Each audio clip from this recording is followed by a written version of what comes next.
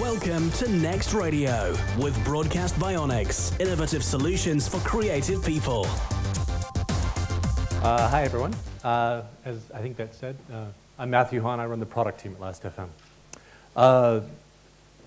Before I get started, I want to just say I'm not traditionally a radio guy. I am now. It's kind of an interesting thing. I've been here for the last couple of hours listening to the program, and I'm really excited to be here because there's so much more that I can learn about how radio works from you guys, and it's been a really great way to start that education for me. This is Blade Runner. This is the way the future looks to me, a little dystopian and slightly scary, but really cool looking. So I quite like this image. I started my career in San Francisco as a journalist, where I covered media and technology for Macworld magazine, Wired briefly, New York Times, and some other folks.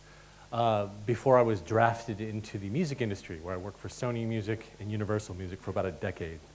I spent at least 6 of those years doing digital distribution, launching about 400 services here in Europe and in Asia, everything from iTunes and Nokia to small, tiny services and really large services. And over the course of that time, I watched the industry change so much. But I realized it was time for me to go about a year ago, and there were only 2 of the 400 companies that I work with that I would have ever gone to work for.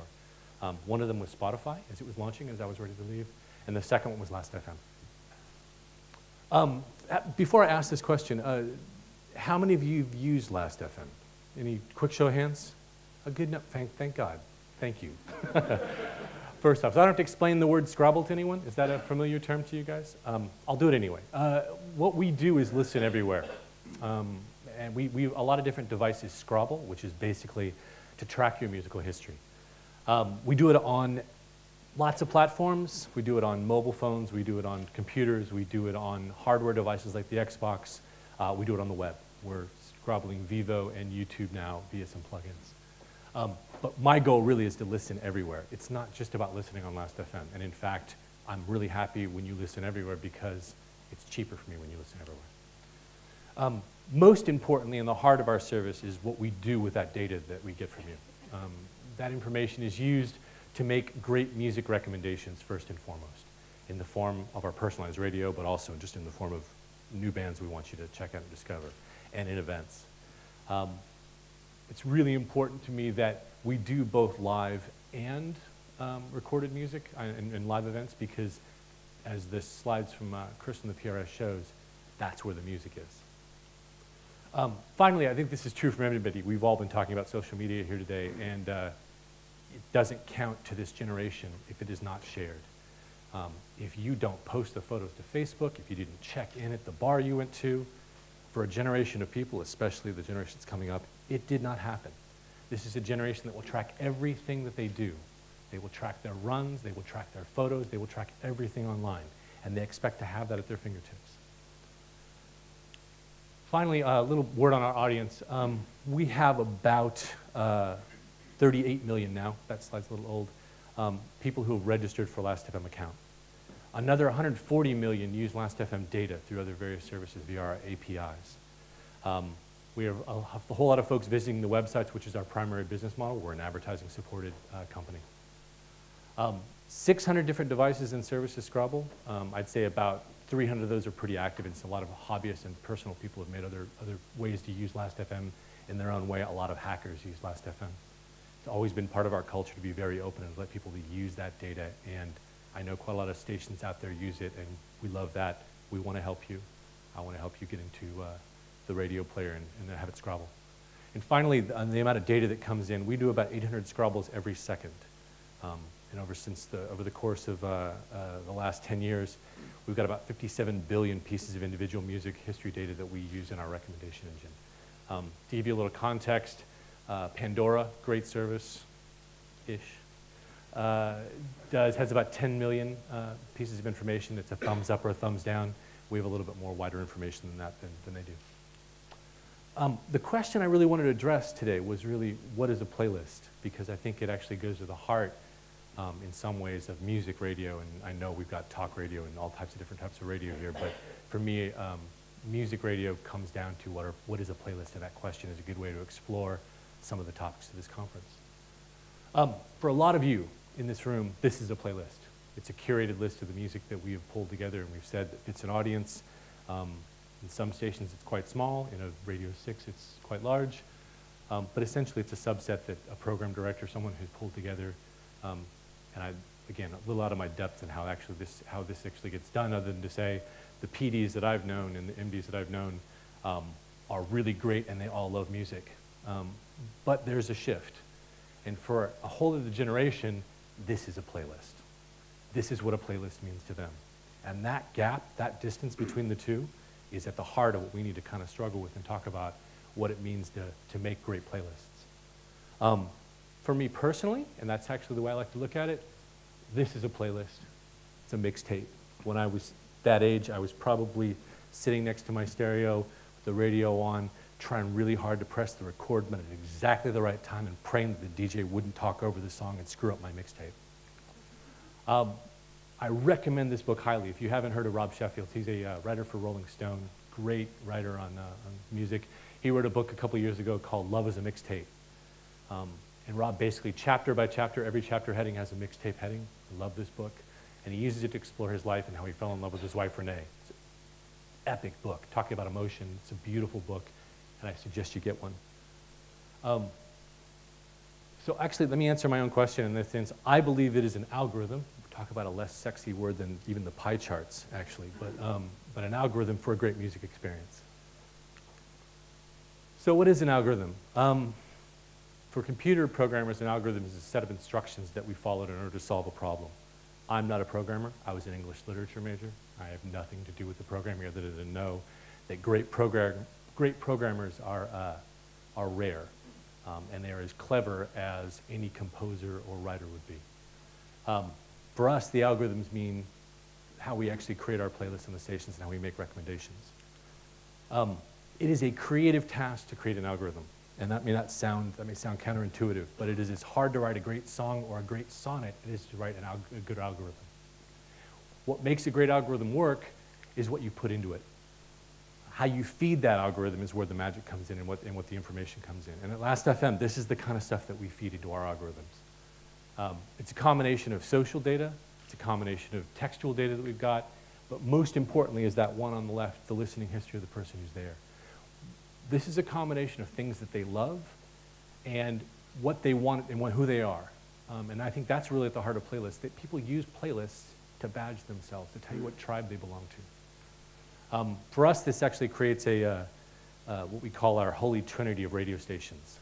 That we do other types of radio stations. We do Friends Radio, we do Neighborhood Radio, we do Tag Radio and Artist Radio. But the ones I think are the most powerful stations for us are the ones that are personalized. On the left here is, on my right is, my left, is my personal library radio. We play back what people have listened to. So in some ways, our radio stations get smarter the more you listen to them. It's the thing you already know and love. At the far end, the other end of the spectrum is the recommended radio. These are the things based on what you listen to that you haven't heard that we're introducing into your playlist. Most people that we found are most comfortable in the middle. And in some ways, you've seen iHeartRadio in the US has now introduced a slider that allows you to move that back and forth.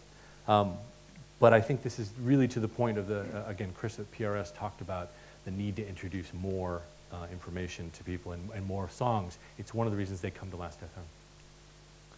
What does that look like when we put it together? I believe it's about context and meaning. A great playlist gives you both. For us, up at the top there, I'm telling you a little bit why Black Rebel Motorcycle Club was recommended to me and why I'm putting that out for you. I'll tell you a little bit about the band, who the similar artists are, and at the same time, that's my listening history in the track there, so I can get a sense of what I've listened to and when I listen to it. So, the reason I'm here today, I think we have great playlists. I wouldn't be as excited by the product if I didn't think we did a really good job of this, but I don't think it's enough. I think what this conference is all about is really how do we combine both of those. And so for us, being music discovery is our main focus, I believe that there is a patron saint of music discovery. And when I have a question I need to ask, I like to ask this question. What would John Peel do in this context? And here's what I think the best DJs, and this is again, I hope not to come here and tell a lot of people who make great radio how to make great radio, but this is what it looks like to me from the outside.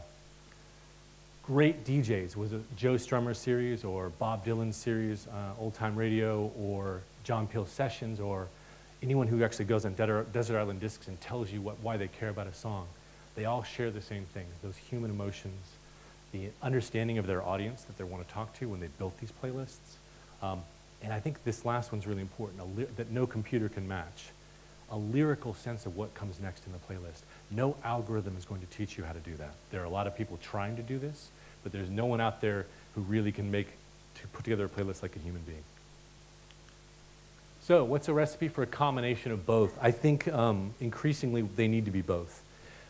We are in a point in time in which access to music is now massive, and the library that most people have at their fingertips is no longer that 100 or 200 playlists of songs that they might have kept in their own personal collection, but a search box away from all the music that's been recorded.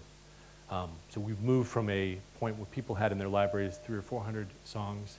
Now people have thousands, if not millions of songs. Lastfm has a 13 million track catalog we can stream from, and we recognize another 90 million songs that are scrabbled by people in the world. We don't have them available, but we use that data to make great recommendations on that.